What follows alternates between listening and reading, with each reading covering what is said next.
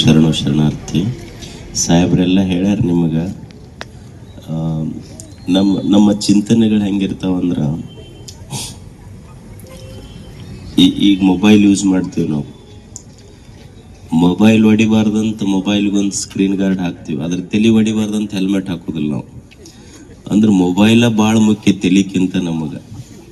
ಈಗೆಲ್ಲ ಕಾಲೇಜ್ ಹುಡುಗರು ನೋಡ್ರಿ ನೀವು, ಅವರು ಗಾಡಿ ಫಾಸ್ಟ್ ಹೊಡಿದು ನೋಡಿಬಿಟ್ರೆ ಅವ ಹೊಡೆಯವ ಮೇಲಕ್ಕೆ ಇರ್ತಾನೆ, ಹಿಂದೆ ಹೊಡೆಯವ ಅವನು ಭಾಳ ಜೋರು ಬಿಡಿಸ್ತಿರ್ತಾನೆ.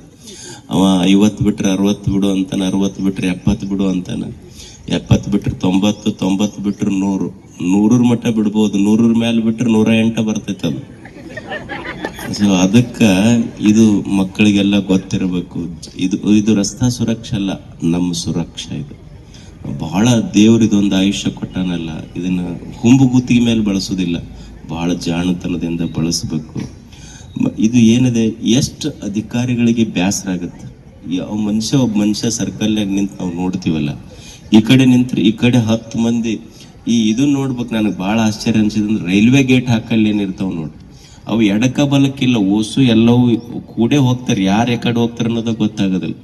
ಈಗ ಒಂದು ಲೆಫ್ಟಿಗೆ ಹೋಗೋರಿದ್ರ ಬಸ್ ನಿಂತಿತ್ತಂದ್ರೆ ಓಸು 2 ವೀಲರ್ನವ್ರು ಆ ಕಡೆ ಬಂದು ನಿಂದಿರ್ತಾರೆ, ಆ ಕಡೆಯವರು ಪೂರ ಯಾಕಡೆ ಹೋಗ್ಬೇಕು ಅನ್ನೋದ ಗೊತ್ತಾಗೋದು. ಅಂದ್ರೆ ಇದು ಕಾಮನ್ ಸೆನ್ಸ್ ನಮಗ್ ಬರ್ಬೇಕಿದೆಲ್ಲ. ಈಗ ಅಧಿಕಾರಿಗಳು ಎಷ್ಟು ದಿವ್ಸ ಮಾಡಿ ಬೇಸರಾಗಿ ಹೋಗ್ತೈತೆ ಎಲ್ಲರಿಗೆ. ದಿವಸ ಎಡಕ್ಕೆ ಕೈ ಮಾಡಿ ಬಲಕ್ಕೆ ಕೈ ಮಾಡಿ, ಎಡಕ್ಕೆ ಕೈ ಮಾಡಿ ಬಲಕ್ಕೆ ಕೈ ಮಾಡಿ ಸರ್ಕಲ್ನಾಗ ನಿಂತು ಎಷ್ಟೊತ್ತನ ಮಾಡ್ಲಿಕ್ಕೆ ಸಾಧ್ಯತೆ. ಸಾಮಾನ್ಯರಲ್ಲಿ ನಮ್ಮಲ್ಲಿ ಪ್ರಜ್ಞೆ ಬರ್ಬೇಕಿಲ್ಲ.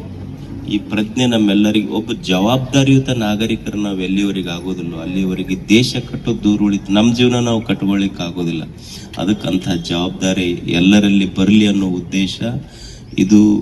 ಅಷ್ಟಕ್ಕೆ ನಾವು ಒಂಥರ ಸೇಮ್ ನಮಗೆ, ಯಾಕಂದ್ರೆ ಇಷ್ಟು ದೊಡ್ಡವರಾಗಿ ಬೆಳೆದ ಮೇಲೂ ನಮಗಿನ್ನೂ ಅಧಿಕಾರಿಗಳು ಬಂದು ತಿಳುವಳಿಕೆ ಹೇಳುವ ಮಟ್ಟಕ್ಕೆ ಸಾಲಿ ಕಲ್ತ ಮೇಲೂ ನಮಗೆ ಹೇಳಕತ್ತಿರಲಿಲ್ಲ ಇದನ್ನೆಲ್ಲರೂ ನಾವು ಕಲಿಯುವುದು. ಇದು ನಮ್ಮ ಜವಾಬ್ದಾರಿ, ಇದು ಅಷ್ಟೇ.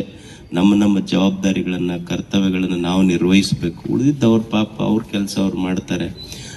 ಇದನ್ನೆಲ್ಲರಲ್ಲಿ ಮಕ್ಕಳು, ಹಿರಿಯರು ಇದನ್ನು ಕಲಿಯುವುದು, ನಮ್ಮ ಜವಾಬ್ದಾರಿಗಳನ್ನು ನಾವು ನಿರ್ವಹಿಸೋಣ. ಅವರ ಈ ಕಾಳಜಿಗೆ, ಅಧಿಕಾರಿಗಳ ಕಾಳಜಿಗೆ ನಮ್ಮದು ಒಂದು ಕೃತಜ್ಞತೆ. ತಮಗೆಲ್ಲ ಒಳ್ಳೆಯದಾಗಲಿ ಅಂತ ಹೇಳಿ